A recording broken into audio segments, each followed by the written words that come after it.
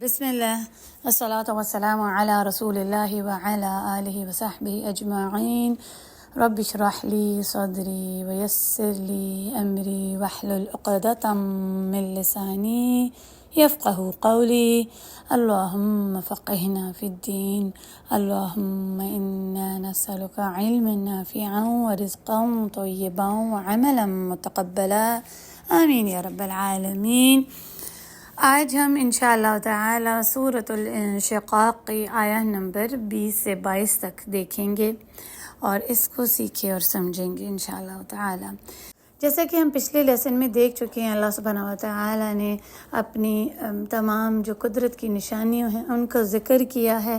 اور پھر بتایا کہ کیسے اللہ سبحانہ و تعالی ایک حالت سے دوسری حالت میں تبدیل کرتے ہیں مختلف چیزوں کو، اور البتہ ضرور انسان بھی ایک حالت سے دوسری حالت میں سنوار ہوگا۔ تو اس سب کو دیکھ کر کیوں نہیں لاتا انسان ایمان؟ جیسا کہ آیہ 20 میں آیا ہے فَمَا لَهُمْ لَا يُؤْمِنُونَ، بس کیا ہے ان کو کہ وہ ایمان نہیں لاتے؟ اور سننے والے کے ضرور دماغ میں یہ سوال اٹھتا ہے، سبحان اللہ، اتنی قدرت کی نشانیاں کھلی ہیں تو پھر کیوں نہیں وہ ایمان لے کر آتے؟ تو اس کا جواب دیکھیں، ہم نے سورۃ المطففین میں دیکھ ہی لیا ہے کہ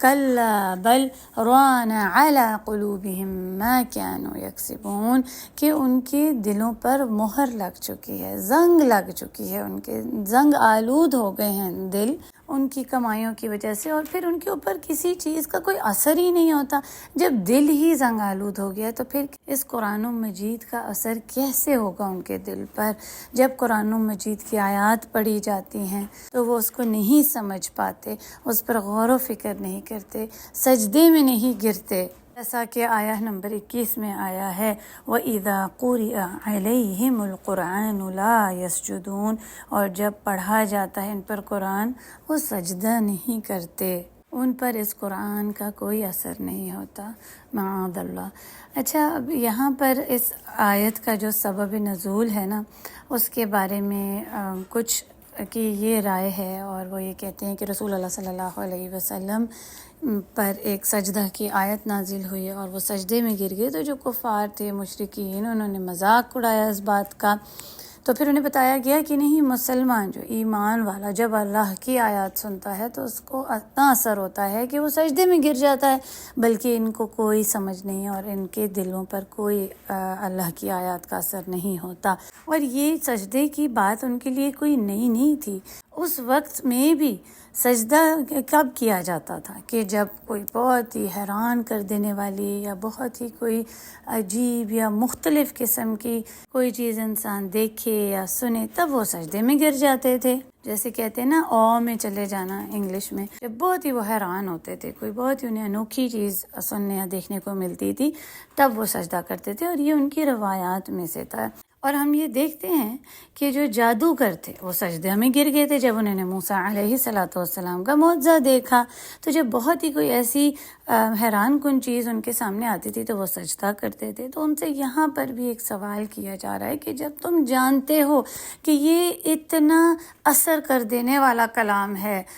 رب کا کلام ہے، تو تم سجدے میں کیوں نہیں گرتے؟ تمہیں اس کا اثر کیوں نہیں ہوتا؟ تو جیسا کہ انہوں نے اپنے آپ کو اس قرآن سے کاٹ دیا ہے، اس طرح اللہ سبحانہ و تعالیٰ بھی انہیں اپنے سے پردے میں کر لیں گے آخرہ میں، جیسا کہ ہم پچھلی سورہ میں بھی دیکھ چکے ہیں، کیونکہ وہ جو کفر کرتے ہیں اس کو جھٹلاتے ہیں، اس قرآن مجید کو جھٹلاتے ہیں، اس کی وجہ سے آیت نمبر 22 میں آتا ہے بل الذین کفروا یکذبون، بلکہ وہ لوگ جنہوں نے کفر کیا وہ جھٹلاتے ہیں اس قرآن کو، اللہ جل جلالہ کو، رسول اللہ صلی اللہ علیہ وسلم کو، اس کتاب کا جو پیغام ہے اس کو جھٹلاتے ہیں، تکذیب کرتے ہیں، جیسا ہم نے سورہ مطففین میں دیکھا۔ یوں لگ رہا ہے کہ سورہ انشقاق میں سارے سوالات ہیں اور مطففین میں ہم ان کے جواب پا چکے ہیں۔ سبحان اللہ، یہ صورتیں کیسے آپس میں ایک دوسرے سے لنک ہیں اگر ہم اس پر غور کریں تو یہاں پر یہ بتایا جا رہا ہے کہ وہ جانتے ہیں پر پھر بھی جھٹلاتے ہیں، تکذیب کرتے ہیں، اور بار بار تکذیب کرنا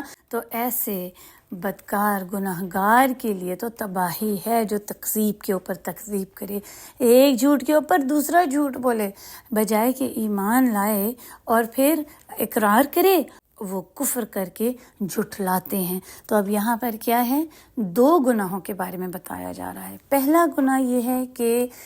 کفر کرنا، انکار کرنا، چھپانا، اور دوسرا پھر اس کو جھٹلا بھی دینا، ایک گناہ کے پیچھے وہ دوسرا گناہ کرتے ہیں۔ اب اس آیت نمبر 22 میں آخری دو لفظ آپ دیکھیں اور ان کو سمجھنے کی کوشش کریں۔ کفروا یکذبون، اب کفر کے کیا معنی ہیں پہلے تو آپ کو پتہ ہونا چاہیے۔ کفر کا مطلب ہوتا ہے چھپا لینا، دبا لینا۔ وہ چیزیں فطرہ میں ہیں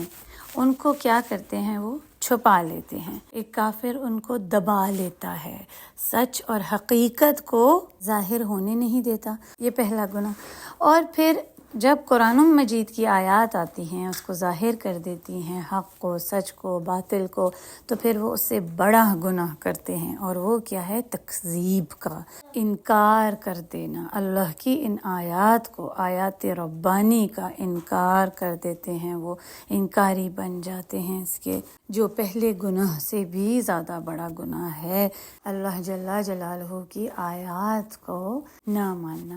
اب دیکھیں بعض اوقات ایسا ہوتا ہے کہ انسان اپنے معاشرے کے اثر میں آ جاتا ہے، اندھیروں میں بھٹک جاتا ہے، لیکن جب روشنی نظر آتی ہے تو سب کچھ صاف صاف دکھنے لگتا ہے، اس کا دل اس قرآن مجید سے، اس برہان سے، اس قرآن سے، اس نور سے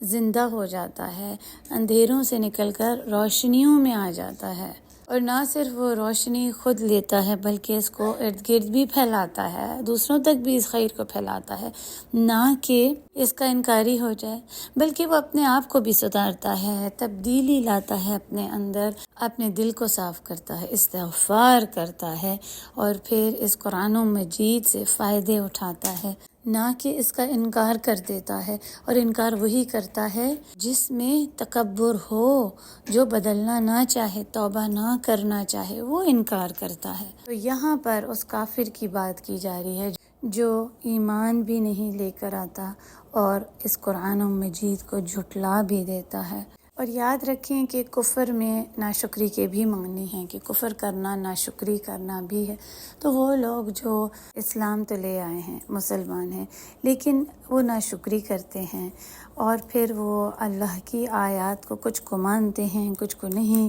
بعض کے اندر وہ نقص نکالتے ہیں، تو ان کے لیے کیا ہے، وہ بھی تو گناہ ہے، وہ ان دو گناہوں میں سے ایک گناہ تو کر رہے ہیں۔ تو جیسے ہی قرآن مجید، یہ برہان، یہ قرآن، اس کی آیات سامنے آ گئیں تو کیا کرنا ہے، سمعنا و اطعنا۔ اللہ سبحانہ و تعالی ہمارے بھی دلوں کو اس قرآن کی نور سے بھر دیں، اور ہمیں توفیق عطا کریں کہ ہم ان آیات کو صحیح طرح سے سمجھ کر